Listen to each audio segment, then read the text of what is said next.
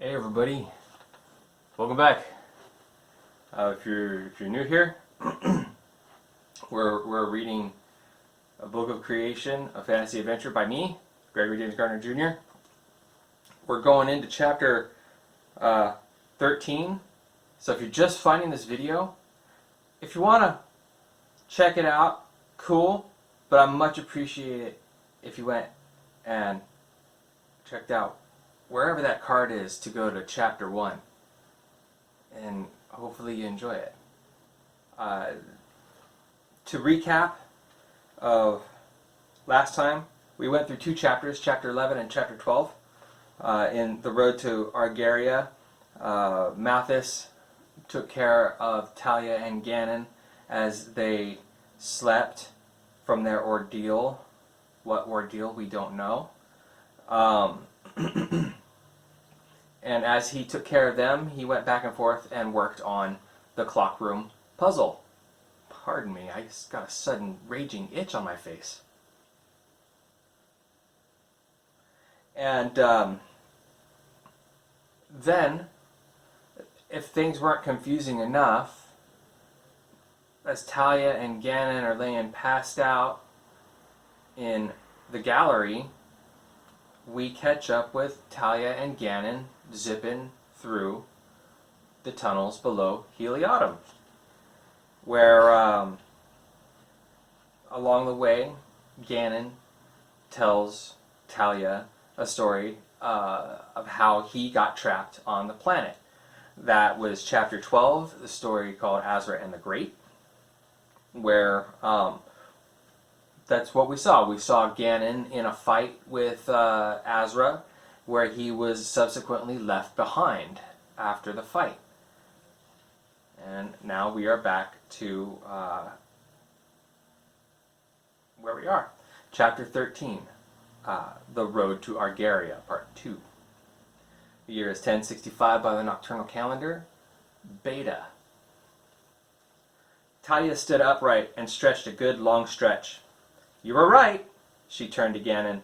"I did not understand more than half of what you said, but I gather that you were attacked by Azra, followed him here, and were left behind in the dismay.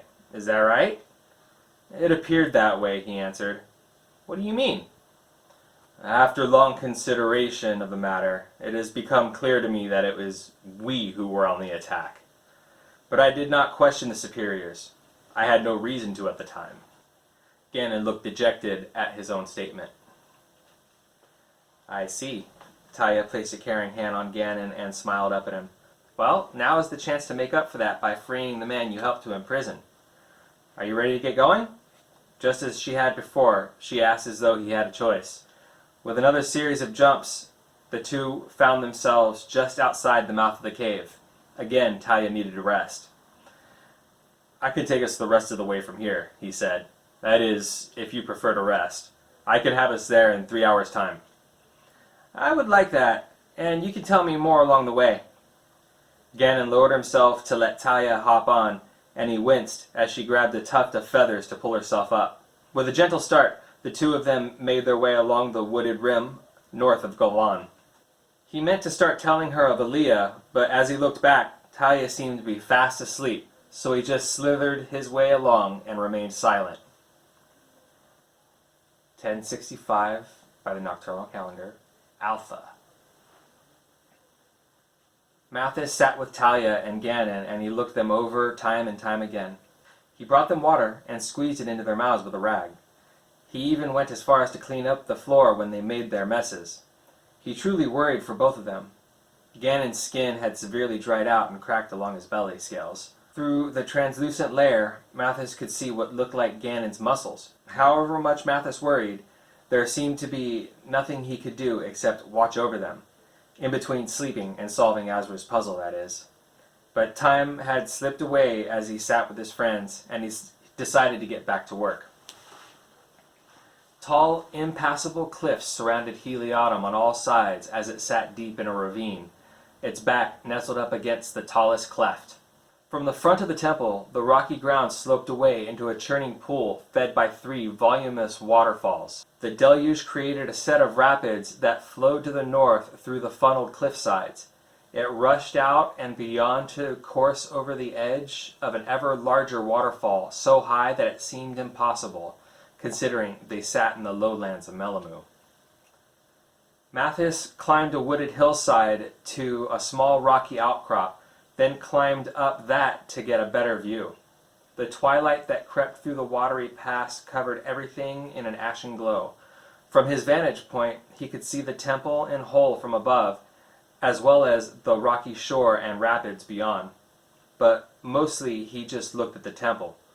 It was larger on the outside than the rooms visible from within could account for, and as he looked at it, he gathered that they were simply places that had been sealed away. Really wish I had that book. Mathis scratched his head while he looked for any clues that he might have missed. He could see several domed rooms. The main gallery, the clock room, and the grand chamber with its obelisks sticking out, meeting the rays of the twilight. Majestic, he said to himself. He watched the light dance around in the lattice of the crystalline branches. A cloud passed just beyond the larger waterfall and made the light shift in such a way that when the obelisk caught it, a ray shot out toward Mathis, and it crept along until the cloud was gone. The scene reminded him of a drawing in the book, Azra's journal, and as he thought on it, he remembered more. The drawing showed a pillar that looked remarkably like one in the grand gallery. Rays of light came from behind it, and a single ray came from the pillar itself. It bounced between several objects, just how many, Mathis could not remember. All in all, the drawing showed how light could be reflected from one place to another as long as the proper orientation was observed. Then it clicked. Orientation! Mathis rushed down to the temple and into the clock room. He reached out to spin one of the pillars, and as he gave it a slight push, sure enough, it turned. He looked to the top and spun it the other way and watched the orb on the top change orientation to shift the light around the room. He continued to roam around the room as he looked for openings in the wall. Near the causeway to the grand chamber, high up, he found one that a dim light shone through, and another that was dark on the opposite side of the room. Orientation, he said to himself again, and he went to work. 1065, Nocturnal Calendar, Beta. The farther north Ganon made his way, the more the forested climb thickened, and the more the light of Sar brightened. The air warmed up to soothe his aching muscles as well. Taya awakened, grumbling as she looked around at the things that went by. She almost lost her balance, but of course recovered quickly. How long has it been? She yawned. I would say about 2 hours. He slowed to a stop to let Taya down. The view from there sprawled outward and downward, both north and south, filled with a burgeoning forest as far as the eyes could see. The Evergreen Sea, he said, as they both looked out to the north. Sar just sat beyond the horizon and out of sight. Its twilight rays graced the northern rim and all the Evergreen Sea that stretched out below the mountainous heights of the craterus. There, just to the east of us. Do you see it? He pointed with his snout to a long, straight causeway of arches that extended from the rim off into the distance, vanishing into the ancient growth of the canopy. Remains of the aqueduct. They begin at the Pharos, our destination. We should be there soon. Come. He moved to let the Azek back up. Taya made her way up, and once more the two of them continued onward. In the meantime, I will tell you of your mother. Ladies and gentlemen, that's where we're going to leave it. Thank you for joining me. I really appreciate it for those of you who stuck with it so far, and we'll see you guys next time.